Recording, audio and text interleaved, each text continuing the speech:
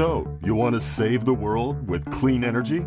Make money doing it? Confused about the economic and technical realities of residential and commercial solar, batteries, heat pumps, EVs? Want the real-world scoop on new energy technologies, not manufacturer hype? Then tune in to the Weekly Energy Show, hosted by Barry Cinnamon. Insights from Barry's 40-plus years in the solar and energy industry will help you understand the future ways we'll generate and consume energy. And now, here's Barry.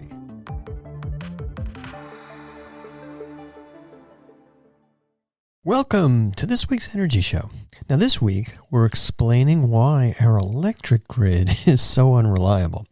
Now, if you haven't noticed, it seems to keep getting worse and worse. There's more and more blackouts. They're extending for more and more time. And they're more and more painful because more and more of our life is really using electricity. Lighting, vehicles, cooking, heating, etc. So the impact of an unreliable electric grid is getting worse and worse. So just kind of looking back, when I moved to California from New Jersey, I was surprised that there were frequent blackouts in California. Now, California, where we live in Silicon Valley, there's no snow. We don't have ice like in New Jersey. The power lines are many times underground, so there's no trees falling on the power lines in many neighborhoods. But still, my power in California went out a few times a year, sometimes for a few hours, sometimes for a few days. Clearly, the electric grid is less reliable in California than in other places, and it's really gotten worse.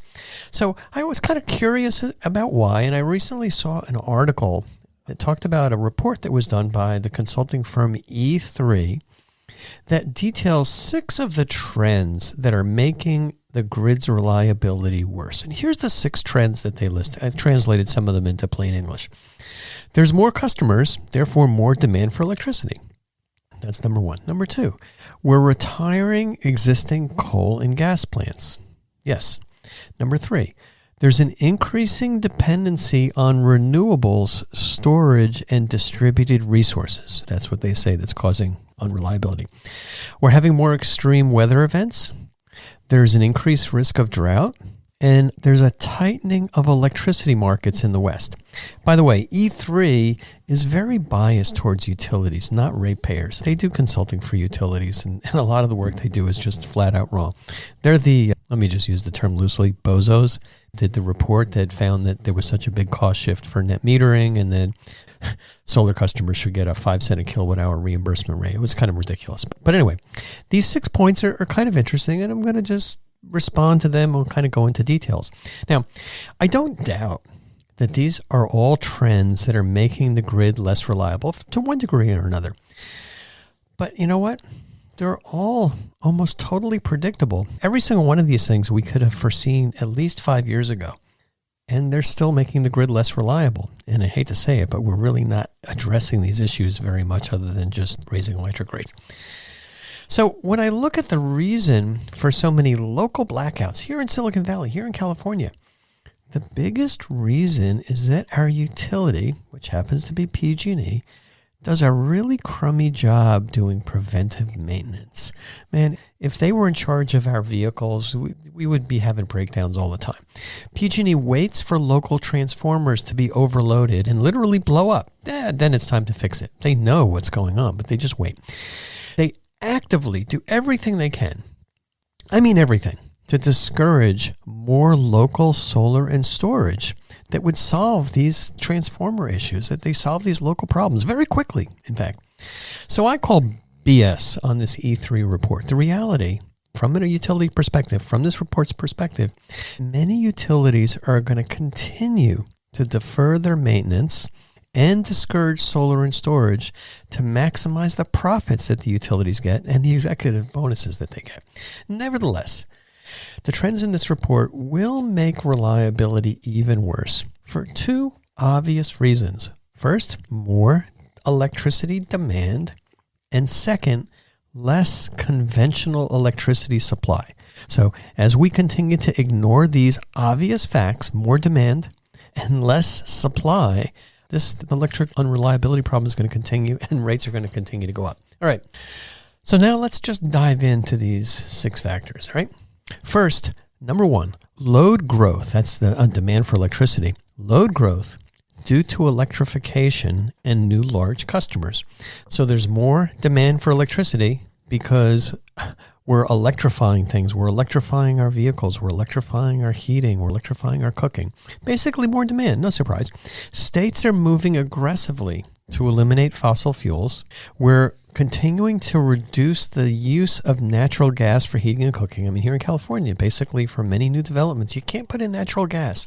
Heat pumps are the recommended way of heating, and a lot of places are saying, hey, we want electric cooking. And candidly, as someone who's using it, they work great.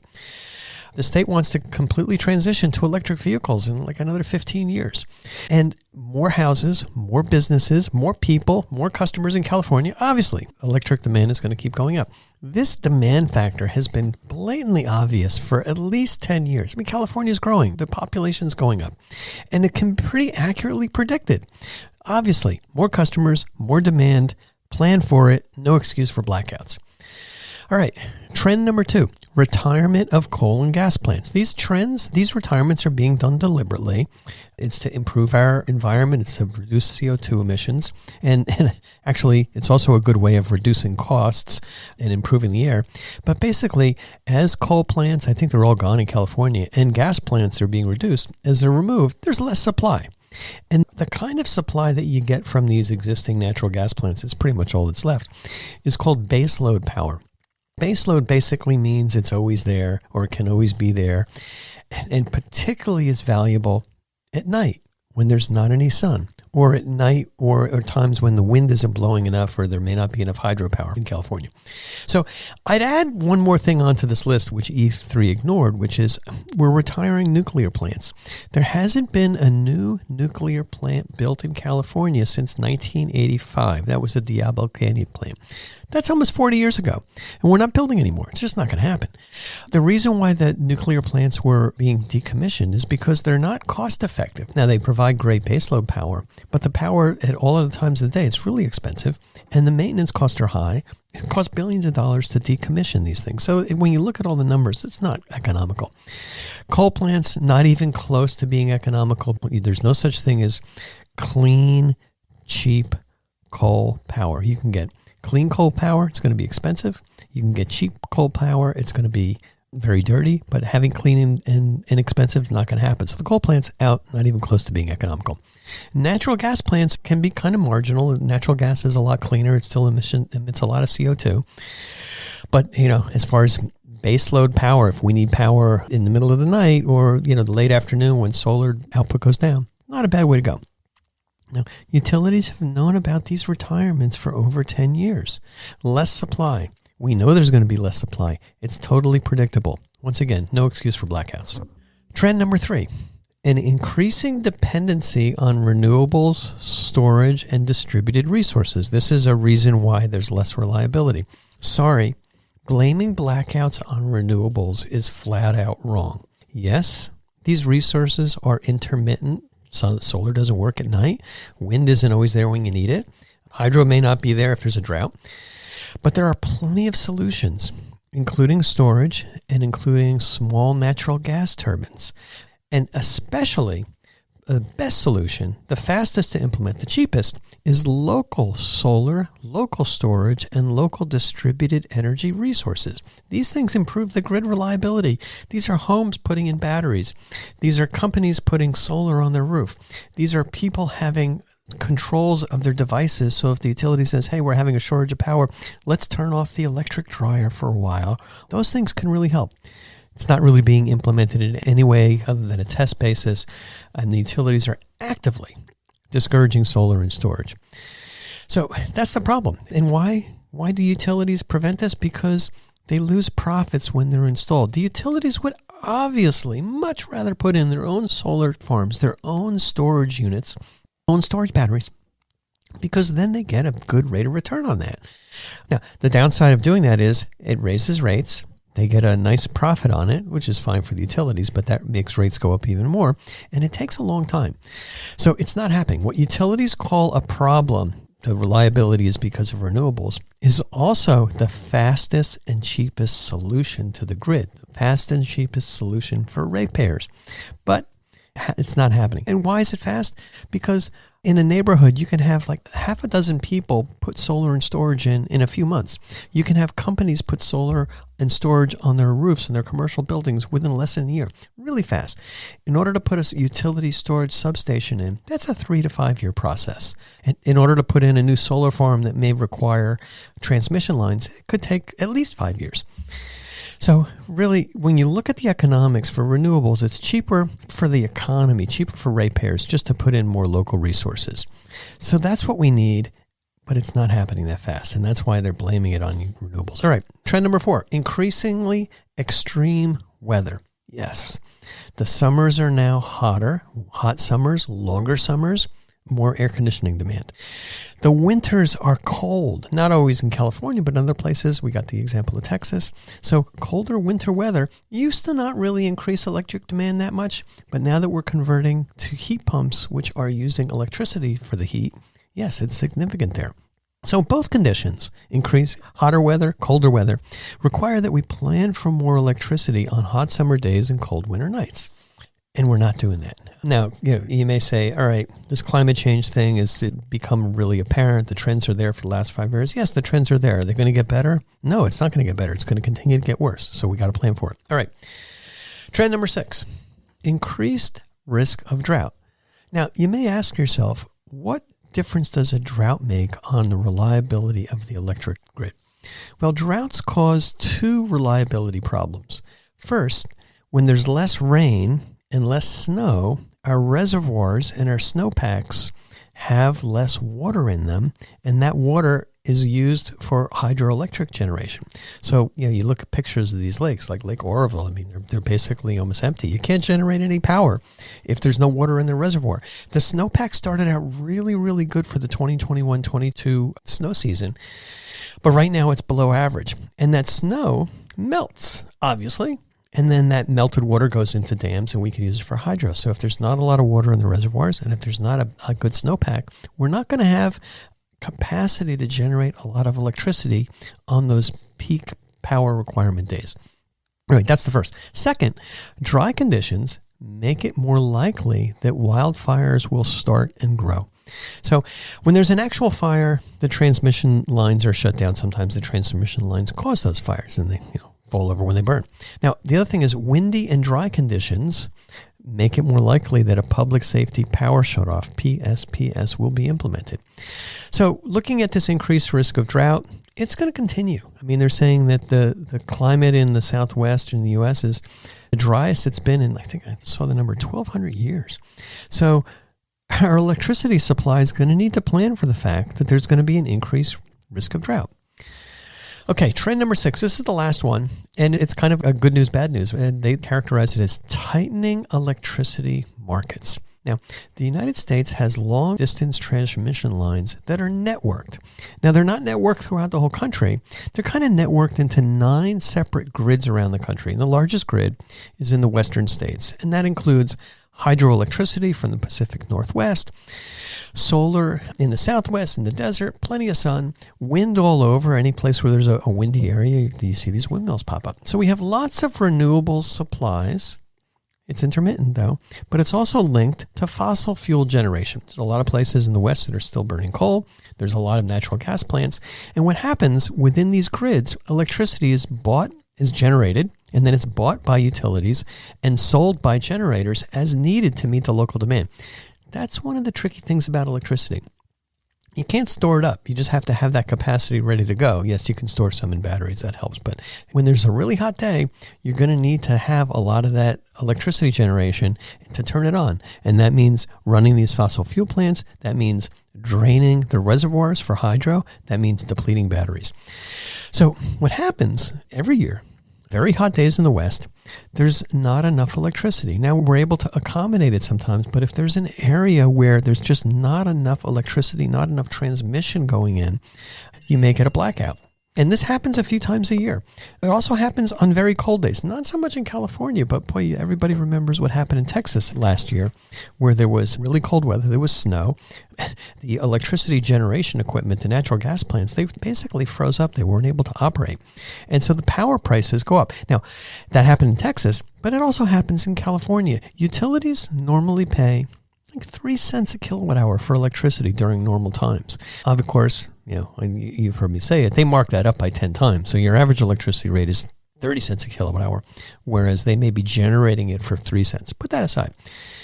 But when there are shortages, electricity is a commodity. When there's shortages and there's generators that may have some capacity, they raise the price to make more money. That price may go up to $1 a kilowatt hour. They characterize it in terms of megawatt hours, but $1,000 per megawatt hour. But it's $1 a kilowatt hour compared to 30 cents, which is what we pay as ratepayers, and 3 cents for what they normally pay. So the price could shoot up 30 or 40 times. That's exactly what happened in Texas last year during that cold snap. Some electricity suppliers, they were basically buying power, and they basically said, heck, if we have to pay $1 a kilowatt hour and then we're going to sell that electricity for 20 cents, we're going to lose a ton of money. So I guess we're just not going to buy any power, and the power is going to go off. That's what really happened a lot in Texas, to such a degree that there just wasn't enough supply. So there were utilities that were actually paying that high amount, and then it just basically wasn't enough for all the utilities. So these utilities, these electricity suppliers, they just turned off the electricity. It's just kind of interesting when you're talking about tightening electricity markets. For generators of electricity and for some electricity sellers, tight markets mean more profits. And thinking back to the Enron days from 25 years ago, that's exactly what Enron did. They manipulated the market for electricity. They made a lot of money. They made PG&E go bankrupt. The company got sued and out of business. All right. So it's really good to understand why the electricity grid is unreliable so we can make our own individual decisions about what to do. Now, one thing is really clear to me is that the utility business model, which causes a lot of these high electricity rates and unreliability issues, that business model is not going to change anytime soon. I really see no momentum in California and elsewhere for that utility business model to change. The utility business model is based on a return on assets that they get. The utility's goal is to maximize profits for stockholders. That's their job. That's what the CEO of PG&E's job, maximize profits for stockholders. And you're looking at all the employees there, maximize the bonuses for executives. Utility workers, they don't get a raise for more reliable grid. They get a raise for more profits. And that means two specific things. First, the grid's going to be unreliable for a long time. The factors outlined above are getting worse. They're not getting better. They're not going away. They're getting worse faster than utilities are adding capacity. We're electrifying homes very fast. EVs are selling like crazy. Almost every year we're experiencing record high temperatures and record droughts. Utilities are working on a 5 to 10 year time frame. They're just kind of figuring out that this drought thing's going to go on. And then, 3 years ago, they figured out there was going to be wildfires, and they kind of ignored the fact that we're electrifying everything. So it's going to take them 5 to 10 years to add the resources we need now, not to mention the resources we're going to need 10 years from now. So that's the first factor. The grid's going to be unreliable for a long time. Second, this was kind of a shocker to me. Electric rates are going to start going up faster than we've almost ever experienced. Adding capacity is very expensive. Adding transmission lines is ridiculously expensive. I kind of ran the numbers, and it looks like it's going to be about $88 billion, give or take, a few billion, to bury the 10,000 miles of transmission lines that PG&E wants to do. Guess who's going to pay for that? Ratepayers. Rates are going to go up. And so that's future rates are going to go up. Well, what's happened recently? Rates went up 11% in 2021. Rates went up 9% already in January in 2022 so far. And there's more rate increases planned for 2022. You got to add in inflation. We're not even really counting the inflation on those two rate increases. So I believe electric rates in California, this is kind of bizarre. I just went through the numbers. They're going to continue to go up at about 10% a year. Now, 15 years ago, the rates were going up at about 3% a year. 7 or 8 years ago, they were going up at about 6% a year. Last 2 years, they went up 10%, and I don't see any end in sight.